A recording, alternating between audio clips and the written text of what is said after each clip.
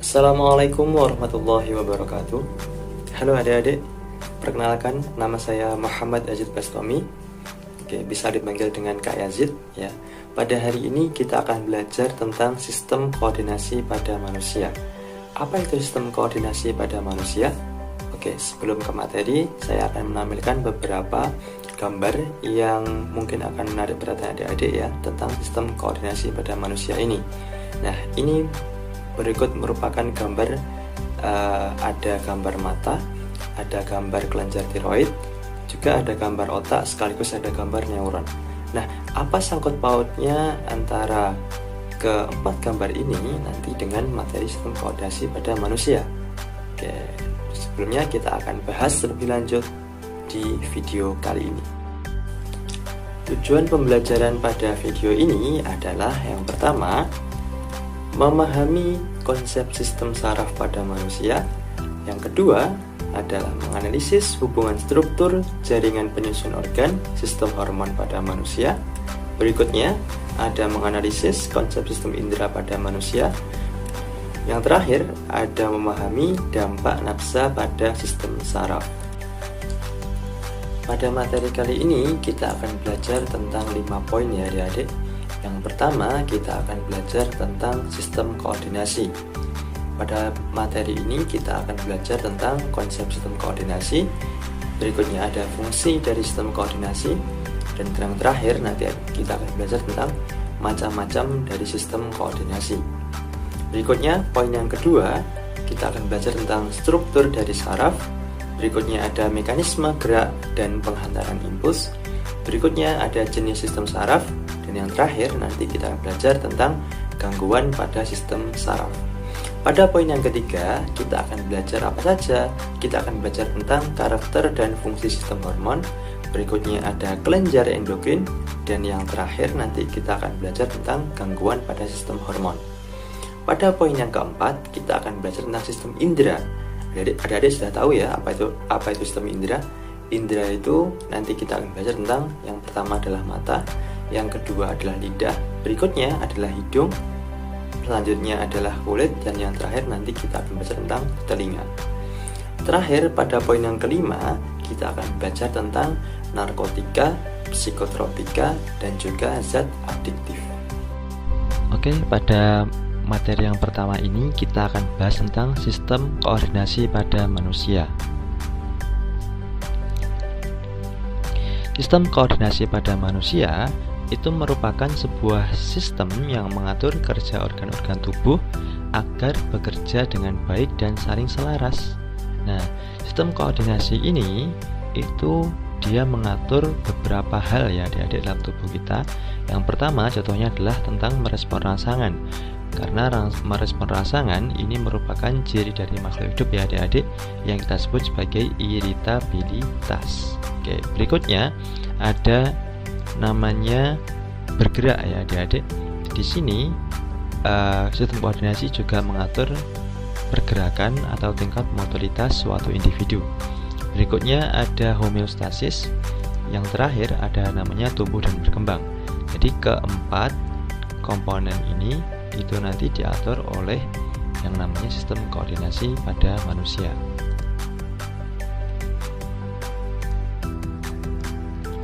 Fungsi dari sistem koordinasi itu yang pertama adalah mengatur dan mengendalikan gerak agar tepat sasaran.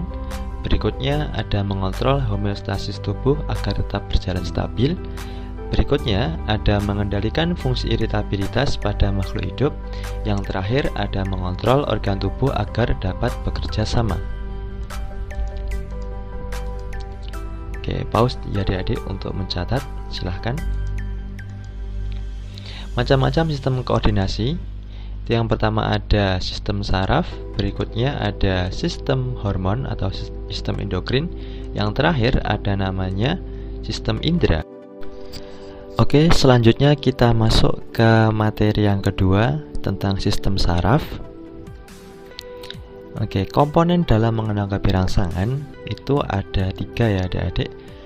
Jadi respon tubuh ini untuk menanggapi rangsangan itu memerlukan 3 komponen, yaitu yang pertama adalah reseptor.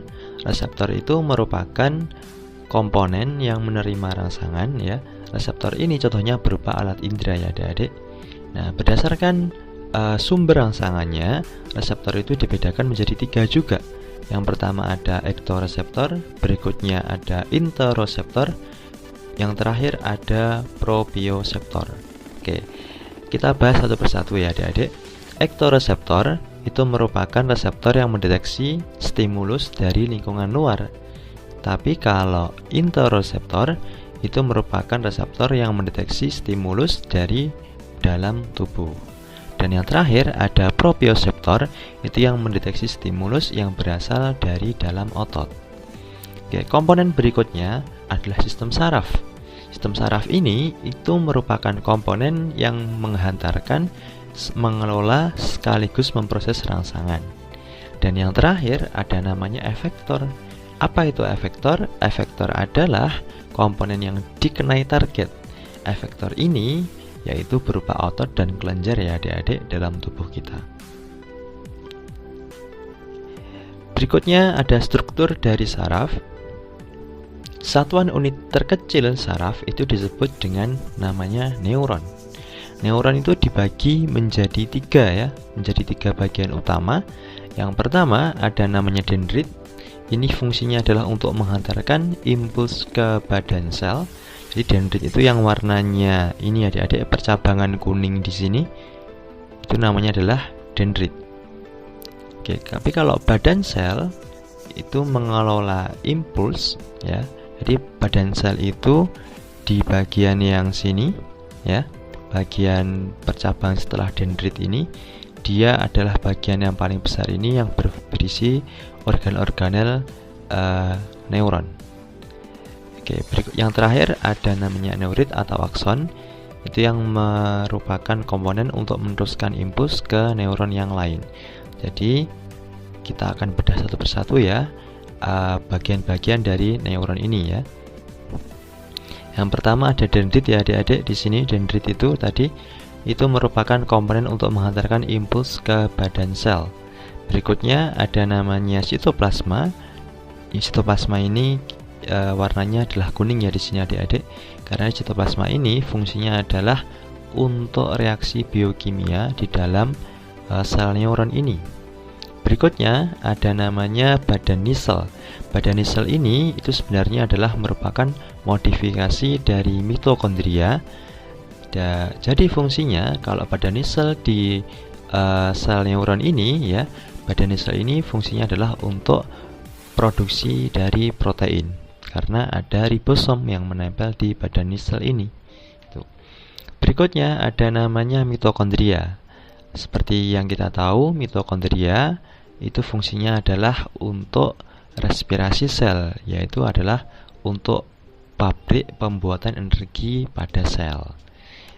Berikutnya ada namanya nukleus. Nah, nukleus ini itu letaknya di badan sel ya adik-adik di sini.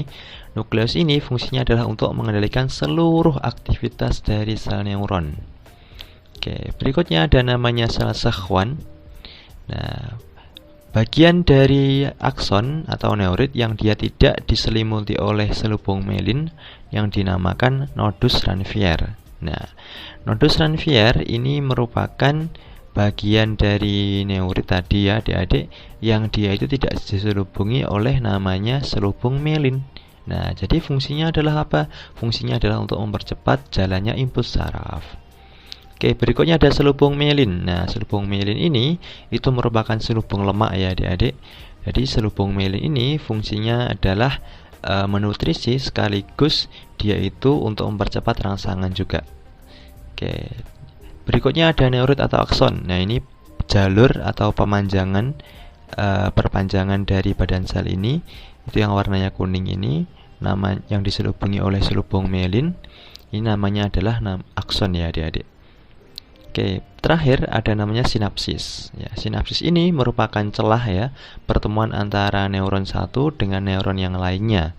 Nah, fungsinya apa? Fungsinya adalah untuk menghubungkan ya adik-adik antara neuron satu dengan neuron yang lainnya. Macam-macam dari neuron. Ya, saraf itu merupakan komponen dalam sistem koordinasi yang berfungsi untuk membawa rangsangan melalui impuls listrik yang sangat cepat. kecepatan impuls itu mencapai 250 meter per sekon atau sekitar 274 km per jam. Nah, berdasarkan bentuknya, neuron itu dibagi menjadi 3 bentuk ya adik-adik. Ada namanya neuron bipolar, ada namanya neuron unipolar, dan yang terakhir ada namanya neuron multipolar. Oke, apa bedanya neuron bipolar, unipolar, sama multipolar ini? Kita lihat di badan selnya ini adik-adik. Nah, kalau neuron bipolar itu dia punya 2 percabangan pada badan selnya, di mana yang satunya ini adalah cabang dari dendrit dan yang satunya ini adalah cabang dari neurit atau akson. Nah, tapi kalau neuron unipolar ini pada badan selnya itu hanya terdapat 1 percabangan. Jadi di sini adik-adik tepatnya itu ada 1 percabangan, di mana 1 percabangan itu terdiri dari cabang dari akson atau neurot maupun cabang dari dendrit ya adik-adik. Nah, berikutnya kalau neuron multipolar itu pada badan selnya itu terdapat banyak sekali percabangan. Ya, di sini ada banyak sekali percabangan dari dendrit dan 1 percabangan dari akson atau neurit gitu. Berdasarkan fungsinya, neuron itu dibagi menjadi 3. Ada neuron sensorik atau aferen, ada neuron asosiasi atau neuron konektor, dan yang terakhir ada namanya neuron motorik atau eferen. Nah, jadi seperti ini adik-adik gambarnya, neuron aferen, konektor, sama eferen. Coba kita lihat dengan seksama. Kalau kita lihat neuron aferen atau neuron sensorik itu bentuknya lebih panjang dendritnya ya adik-adik. Ya, coba dilihat di sini. Ini ada reseptor. Reseptor itu tadi berupa alat indera kita. Kalau di sini itu berupa kulit ya berarti. Coba adik-adik lihat di sini itu dendritnya dia lebih panjang kalau aferen ya. Tapi neuritnya atau aksonnya itu lebih pendek gitu ya. Oke, jadi di sini aferen ini itu bentuknya adalah neuron unipolar ya adik-adik. Terus berikutnya kita lanjut ke neuron konektor. Nah, neuron konektor ini berarti namanya adalah neuron multipolar karena di sini dilihat pada badan selnya ini terdapat banyak sekali percabangan. Tapi kalau neuron eferen, coba adik-adik lihat di sini, di mana dendritnya ini pendek, sedangkan aksonnya itu lebih panjang. Nah, jadi neuron eferen ini itu merupakan jenis bentuk neuron multipolar. Oke, neuron aferen, neuron konektor, sama neuron eferen. Apa itu fungsinya masing-masing? Kalau neuron aferen itu fungsinya adalah untuk menghantarkan stimulus ya dari reseptor ke saraf pusat. Nah, saraf pusat ini berupa apa? Nanti kita akan bahas. Kalau saraf pusat ini dia berupa otak sama sistem tulang belakang. Oke, kalau neuron asosiasi atau konektor itu fungsinya adalah menghubungkan antara neuron aferen dengan neuron eferen. Terus terakhir ada neuron motorik atau eferen. Fungsinya adalah untuk menghubungkan meneruskan stimulus dari sistem saraf pusat ke efektor. Oke, berikutnya ada impuls saraf itu berpindah dari satu neuron ke neuron yang lain itu melalui hubungan antara celah sinapsis. Oke, jadi seperti ini adik-adik gambarnya. Ini merupakan neuron 1, ini merupakan neuron yang kedua. Jadi antara neuron 1 dengan neuron yang kedua itu ada namanya celah sinapsis di sini adik-adik. Perjalanan impuls pada celah sinapsis itu dibantu oleh senyawa namanya neurotransmitter. Neurotransmitter ini berfungsi seperti molekul pembawa pesan ya. Jadi neurotransmitter itu yang warnanya ungu ini adik-adik. Nah, itu namanya adalah neurotransmitter atau molekul pembawa pesan. Ya. Beberapa senyawa neurotransmitter di sini ada asetilkolin ya. Itu yang terdapat pada seluruh sinapsis dalam tubuh. Berikutnya ada noradrenalin. Ya, noradrenalin itu terdapat pada saraf simpatetik. Berikutnya ada serotonin yang terdapat pada batang otak. Berikutnya ada namanya dopamin yang terdapat pada otak. Yang terakhir ada namanya endorfin juga terdapat pada otak juga. Sekarang waktunya kuis ya, Dedek. Coba jawab pertanyaan berikut ya. Jenis reseptor pada tubuh yang berfungsi mengenai rangsangan dari lingkungan disebut A. Ektoreseptor, B. Interoreseptor, C. Proprioseptor. Oke, silahkan di pause dulu ya adik-adik untuk menjawab. Oke, kalau sudah, apa jawabannya adik-adik? Nah, kalau jenis reseptor pada tubuh yang berfungsi mengenai rangsangan dari lingkungan ya, dari lingkungan, itu namanya adalah ektoreseptor. Oke, jadi interoreseptor sama proprioseptor ini salah. Kalau interoreseptor itu yang mengenai rangsangan dari dalam tubuh, tapi kalau proprioseptor itu yang mengenai rangsangan dari otot. Oke.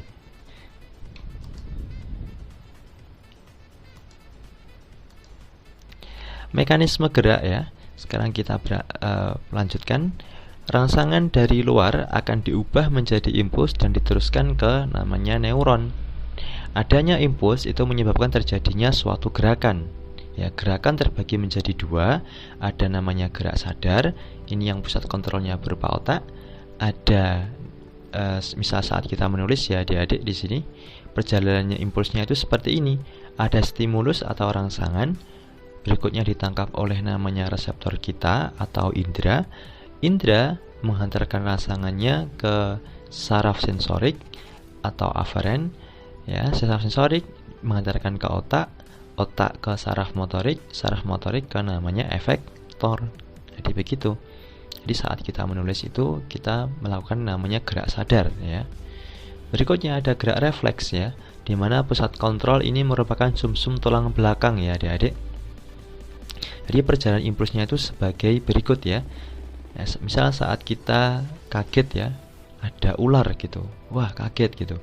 Ini perjalanan impulsnya itu dari stimulus ya, berikutnya diterima oleh reseptor kita atau berupa indera, diteruskan ke saraf sensorik, berikutnya ada sumsum tulang belakang sebagai pusat kontrol dari gerak refleks, berikutnya ada saraf motorik, dan yang terakhir ada namanya efektor.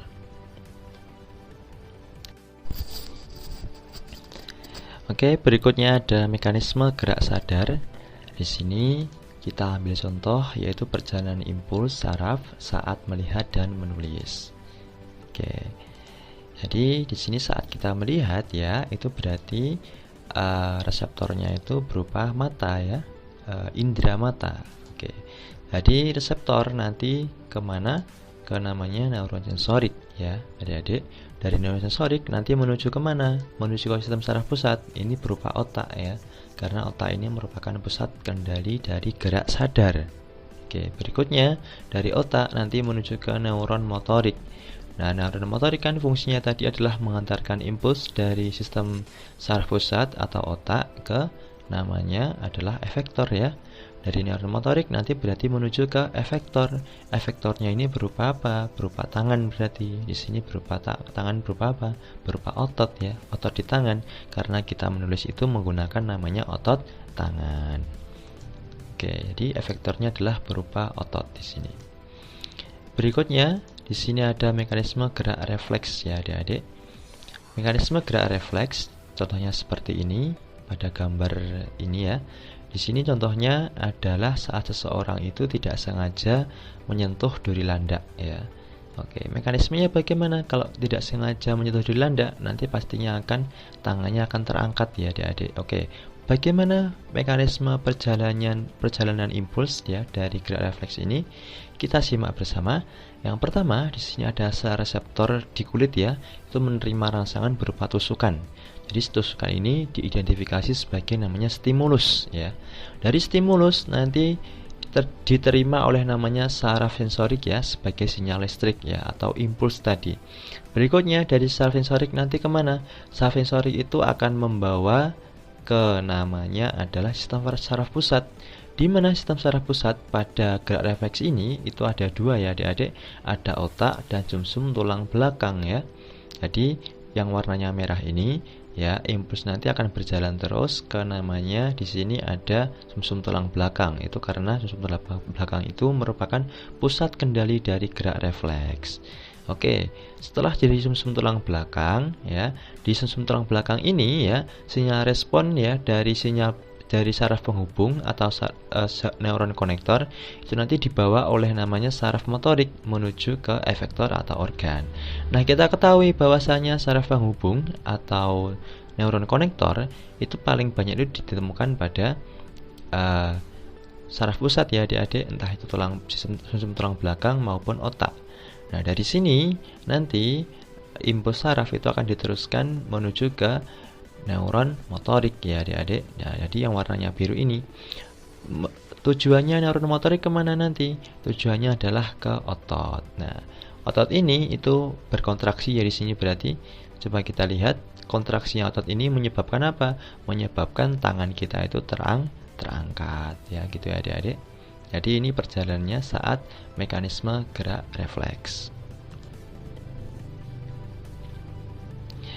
Oke, mekanisme penghantaran impuls saraf ya. Neuron dalam keadaan istirahat itu memiliki energi potensial ya. Namanya potensial membran, disebut sebagai namanya potensial istirahat untuk bekerja dalam mengirim impuls ya. Kondisi normalnya saat suatu neuron itu tidak ada rangsangan sama sekali itu dinamakan kondisi polarisasi ya, atau potensial istirahat tadi.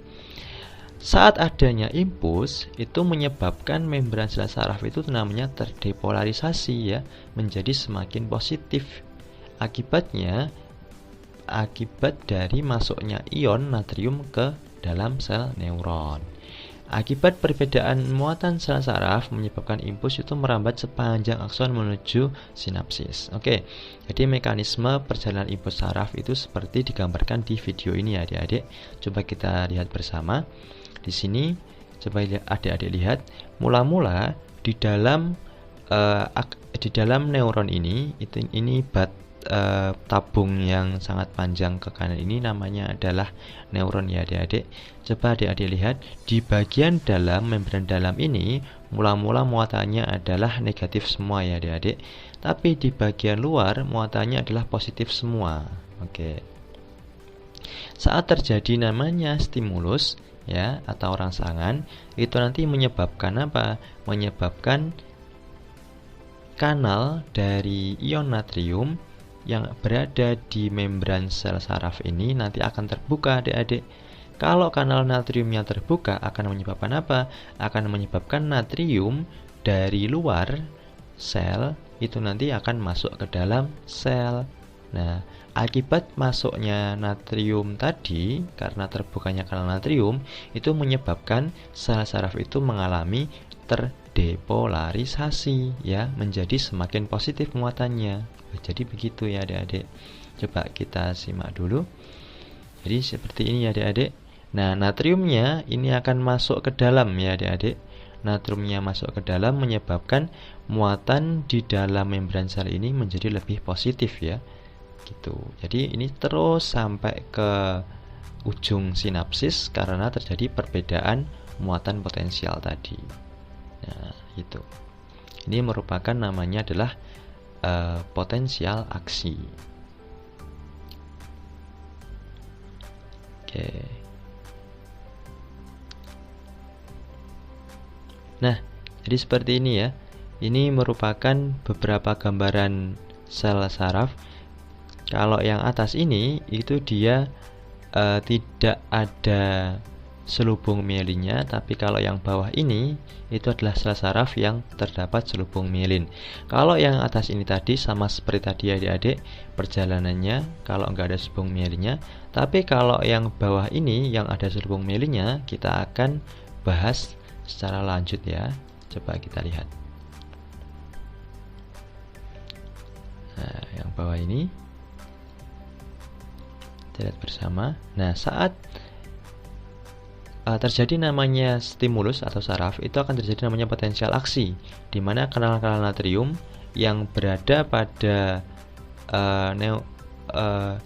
neuron atau membran neuron yang tidak diselimuti oleh selubung mielin ini akan terbuka, sehingga apa?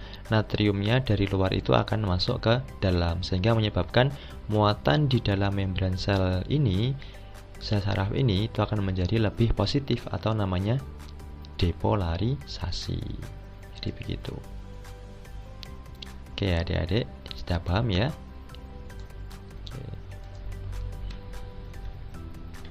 Silahkan di pause dulu adik-adik untuk mencatat. Next, kita lanjut ke jenis sistem saraf ya adik-adik. Di sini ada sistem saraf pusat, itu yang terdiri dari namanya otak. Berikutnya ada namanya sumsum tulang belakang. Nah, ini kalau sistem saraf pusat ya adik-adik.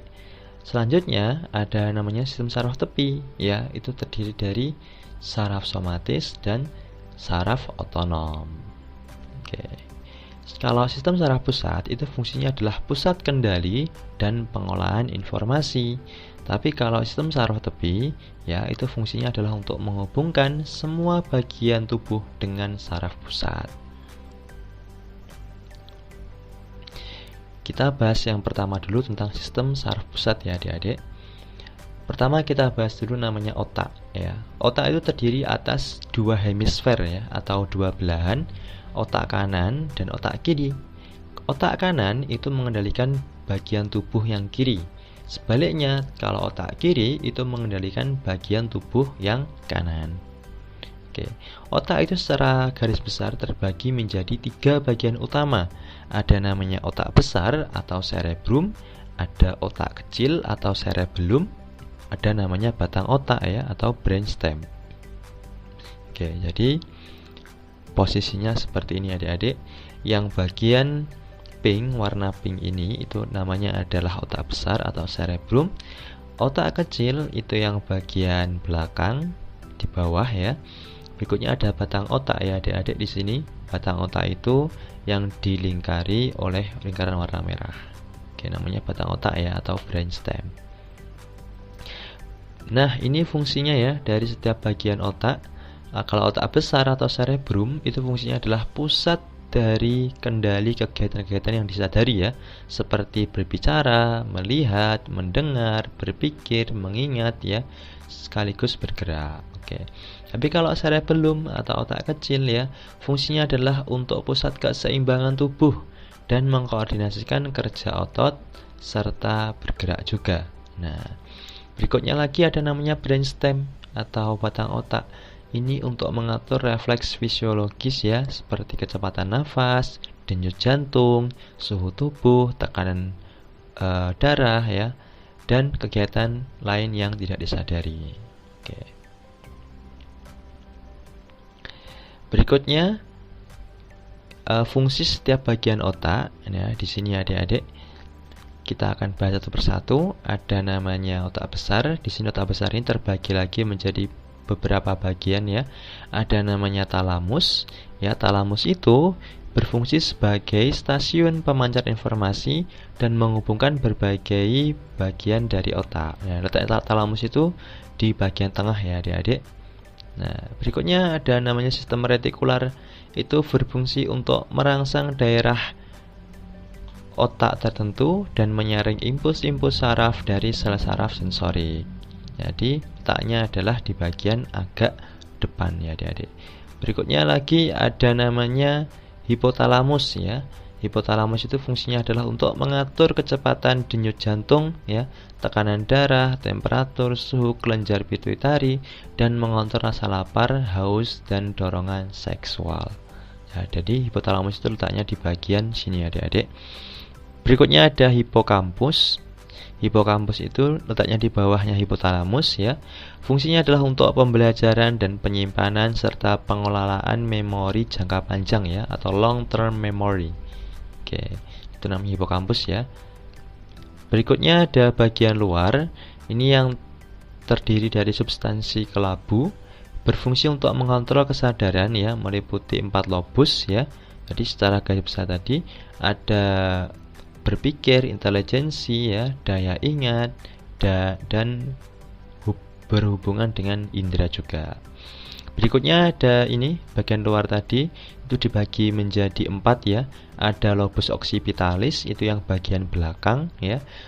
Itu bagian belakang occipitalis ini itu berhubungan dengan namanya indera penglihatan ya adik-adik, letaknya di bagian belakang sini. Berikutnya ada lobus temporalis. Lobus temporalis itu letaknya agak atas di sini. lobus temporal fungsinya adalah berhubungan dengan indera pendengaran dan beberapa indera penglihatan juga. Berikutnya lagi ada namanya lobus frontalis ya. Frontal itu adalah depan ya adik-adik, mengatur gerakan volunteer atau gerakan yang kita sadari, dan juga kecakapan berbahasa, juga pengendalian gerakan otot. Berikutnya ada lobus parietalis. Ini yang letaknya agak bawah ya adik-adik. Itu fungsinya adalah menerima informasi dari kulit dan memproses informasi tentang posisi tubuh. Oke, berikutnya ada bagian dalam. Bagian dalam ini, bagian dalam otak besar ini terdiri atas substansi putih ya, sebagai saluran saraf yang memungkinkan bagian-bagian korteks ya, misalnya korpus kolosum yang menghubungkan dua hemisfer cerebral juga. Nah, jadi bagian dalam ini adalah menghubungkan dua hemisfer cerebral. Oke, berikutnya ada otak tengah ya adik-adik. Di sini bagian tengah. Fungsinya adalah untuk menghubungkan antara otak belakang, otak depan, dan menerima reseptor dari sensorik, dari refleks mata juga. Berikutnya ada otak belakang atau otak kecil ya adik-adik ini. Ya, otak kecil itu fungsinya adalah untuk mengontrol keseimbangan dan koordinasi tubuh ya adik-adik. Oke. Berikutnya lagi ada namanya batang otak atau brainstem. Itu terdiri atas medula dan pons. Kalau medula ini fungsinya adalah untuk mengontrol aktivitas bawah sadar ya, yang tidak kita sadari, seperti bernafas, pencernaan, denyut jantung ya, menelan, muntah, dan bersin ya, dan masih banyak lagi. Berikutnya ada pons. Kalau pons ini itu menghubungkan antara cerebellum, korteks cerebral, dan bagian-bagian otak yang lainnya. Oke, silahkan adik-adik pause dulu untuk mencatat ya. Oke, next. Ada sistem saraf pusat ya. Berikutnya, sistem saraf pusat ini yang kedua adalah sumsum tulang belakang atau medula spinalis. Sumsum tulang belakang itu adalah pusat kendali dari gerak refleks ya. Sumsum tulang belakang itu terdiri atas bagian luar yang berwarna putih dan bagian dalam yang warnanya adalah kelabu. Medula spinalis atau sumsum tulang belakang itu dilindungi dari 3 membran ya. Ada namanya durameter, arachnoid, dan piameter. Ini merupakan gambar dari sumsum tulang belakang. Oke, di sini bagian yang luar itu namanya adalah berwarnanya putih ya. Kalau bagian dalam itu warnanya adalah kelabu.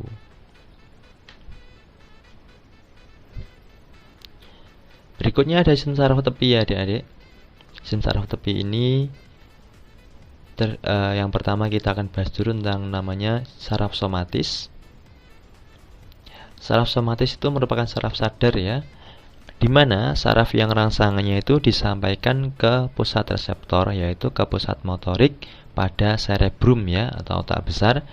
Berdasarkan asalnya, sistem saraf tepi itu dibagi menjadi saraf kranial dan saraf spinal. Kalau saraf kranial itu letaknya adalah di sekitar bagian tengkorak. Kalau saraf spinal itu letaknya adalah di sekitar bagian tulang belakang. Oke, jadi seperti ini ya gambar dari sistem saraf somatis. Jadi saraf kranial itu letaknya adalah di bagian otak, terdiri dari 12 pasang. Kalau saraf spinal itu terdiri atas 31 pasang ya. Penjabarannya apa saja 31 pasang ini? Yaitu ada 8 pasang saraf leher, 12 pasang saraf punggung, 5 pasang saraf pinggang, 5 pasang saraf pinggul, dan yang terakhir adalah 1 pasang saraf ekor. Berikutnya ada saraf otonom ya.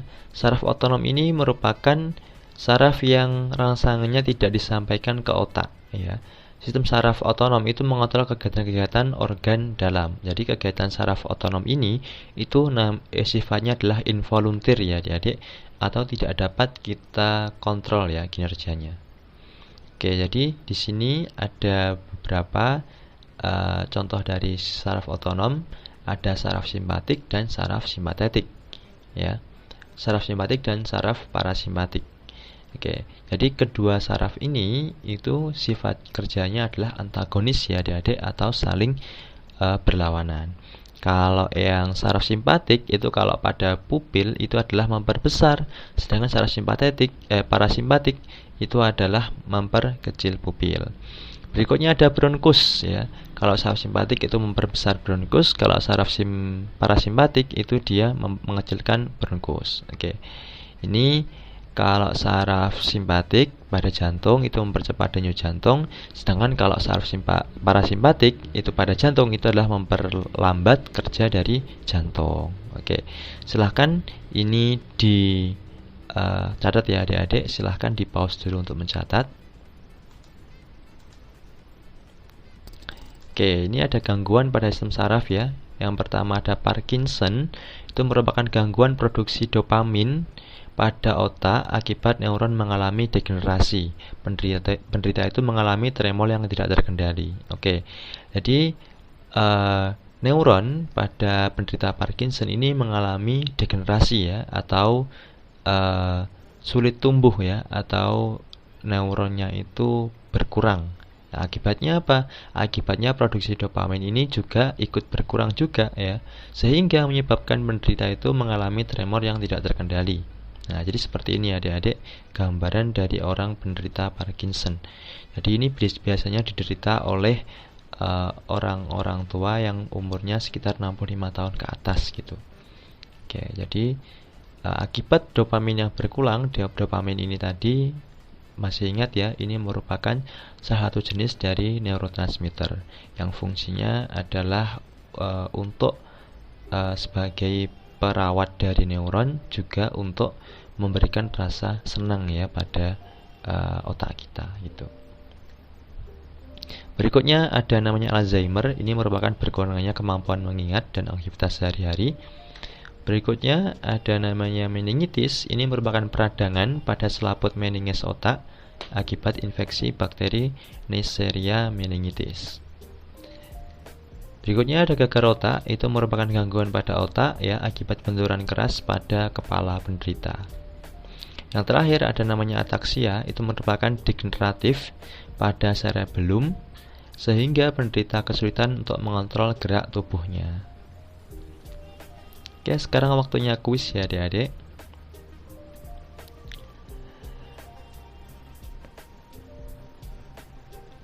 Penghantaran impuls saraf di sepanjang akson itu terjadi karena membran akson itu mengalami peristiwa apa? Oke, jadi ada A, potensial membran, ada polarisasi membran, ada namanya potensial aksi. Coba adik-adik ingat apa? Silahkan di pause dulu untuk menjawab ya. Oke, jawabannya adalah potensial aksi ya. Jadi penghantaran impuls sepanjang akson itu terjadi karena adanya potensial aksi. Tadi potensial aksi tadi itu merupakan potensial di mana keadaan sel saraf itu menjadi semakin positif ya di dalamnya, karena ion kanal natrium itu nanti akan terbuka sehingga ion natriumnya yang bermuatan positif itu akan masuk ke dalam, sehingga menyebabkan membran bagian dalam saraf itu akan menjadi lebih semakin positif lagi. Itu namanya adalah depolarisasi. Depolarisasi yang terlalu kuat nanti akan menyebabkan namanya potensial aksi ini.